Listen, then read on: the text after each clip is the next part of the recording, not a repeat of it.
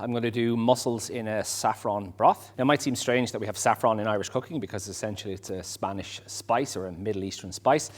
But from a recent book I did on Irish food, we reckon that saffron has been used from at least the 16th century, but certainly since the 19th century in Ireland. And it has a great use in bread and in all sorts of stews. So I tried to incorporate that element into the recipe while I was writing this. So mussels by their nature cook very, very quickly.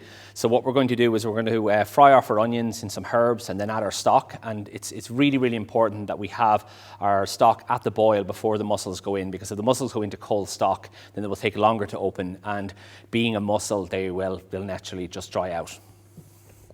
So some nice extra virgin rapeseed oil and a little bit of butter. And of course, my little bit is a lot sometimes, I've been told. But you can leave out the butter if you want to just make this with oil. But just make sure you make it with a nice flavoursome oil, because that oil is going to come through into the recipe. So once we hear the butter starting to sizzle, we can add in our onions. And the reason why we put the oil in as well to begin with is that it'll help stop our butter burning. So our onions are going to go in. And just make sure you give them a good stir and that they're completely coated in the butter.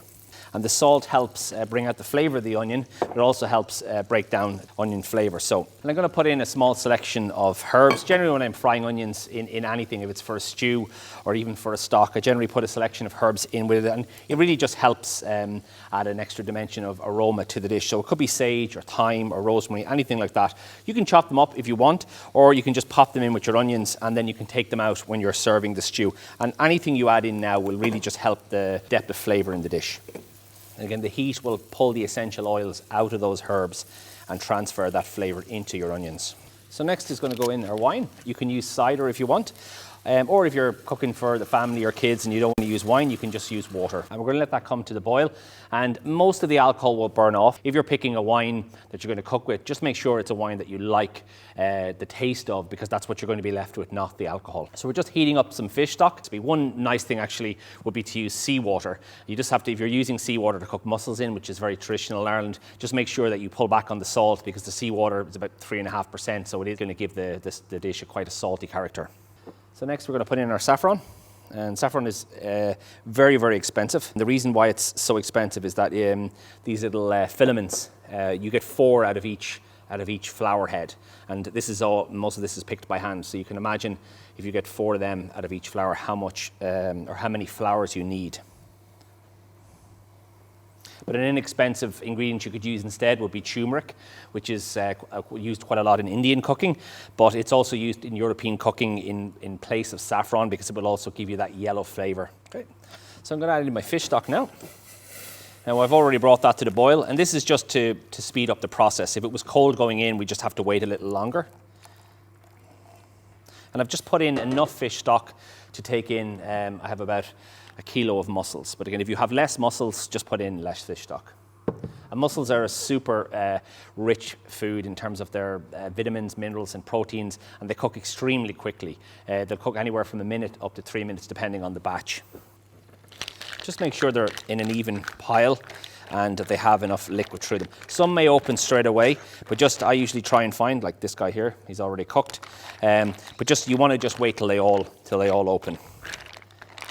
So I'm just going to cover them for about a minute and then give them a little shake, and we should be ready. So our mussels are ready, piping hot and all open. Or again, you can serve this straight onto the table, and if you have extra broth left over at the end, that can be frozen, and then you can use that in another fish stock or a fish soup.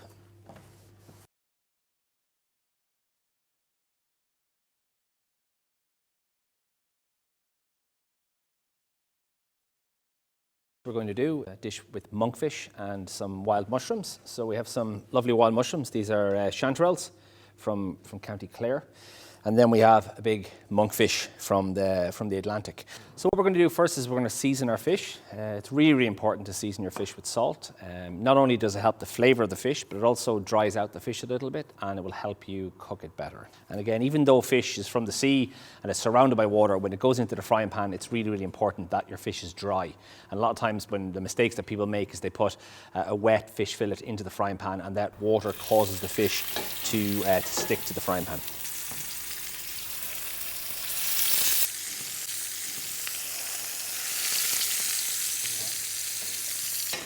Now it's really important that you don't move the fish for the first minute because you want the crust to develop. I'm going to put a few herbs in just for flavour. A little bit of sage, rosemary or thyme. Butter. At this point what we're going to do is we're going to baste the fish. So when I'm cooking fish, I usually just cook it on one side to brown it, and the other side I baste in butter and then I transfer it into the oven. So it might seem like we have a lot of butter. This butter is mostly for basting, so it's not in the dish itself.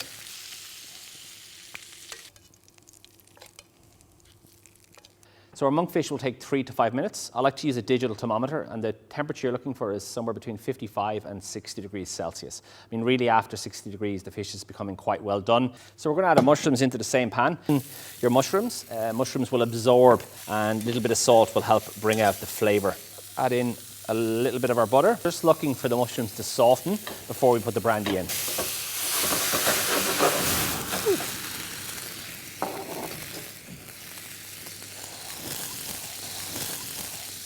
And really what you're doing is looking for the flavour of the brandy, not the alcohol. So once your brandy is nearly evaporated, as you can see there's a little bit of brandy left. We're going to add in our cream. And take your fish spatula and just give the pan a nice scrape so you can get those crusty fish bits into your sauce, and that's really going to help the flavour of your sauce. So I've taken my fish out.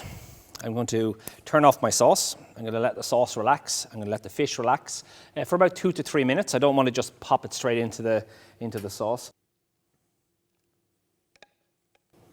And we want to give the monkfish a little bit of a dry, just for a few seconds, just to make sure that we don't have too much residual fat. And then we're going to finish it off with some chives. And lastly, we're going to finish it with a little bit of finishing salt. So this salt is from Achill Island. It's a lovely soft salt, but you can also use Maldon or any other finishing salt.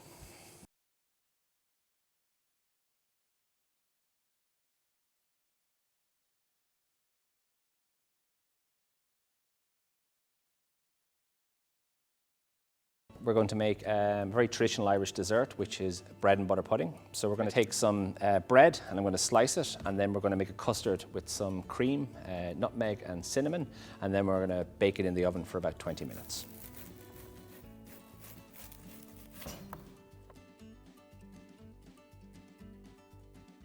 So to make the custard, I'm going to take our milk and cream and I'm going to bring it to the boil with our cinnamon and nutmeg. I prefer to use fresh nutmeg because it's a little bit stronger in flavour and it'll give you a more, I suppose, developed nutmeg taste. And of course, if you don't like nutmeg, you can just leave it out. For our custard, we need 3 egg yolks. So for this recipe, I don't need the egg whites, so I'm just going to keep them back. So the cream has just come to the boil.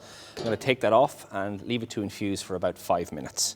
And this will just help the flavours develop, but it'll also stop the eggs from curdling when we pour the cream over the eggs. So 2 or 3 eggs, I'm going to add our caster sugar and just add it in gradually.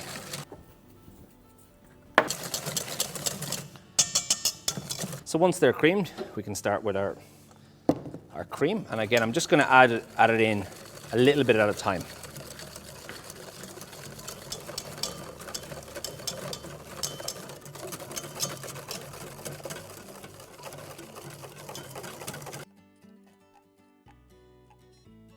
So I've just greased our oven-proof dish, and then I'm going to layer the bread with the sultanas and then pour the custard over it. You can also use other dried fruit like prunes or even raisins. So I like to pour the custard over in stages. I mean, you can just pour it over at the very, very end, but I find it soaks in better. And also you have to use less butter on your bread. That's if you want to.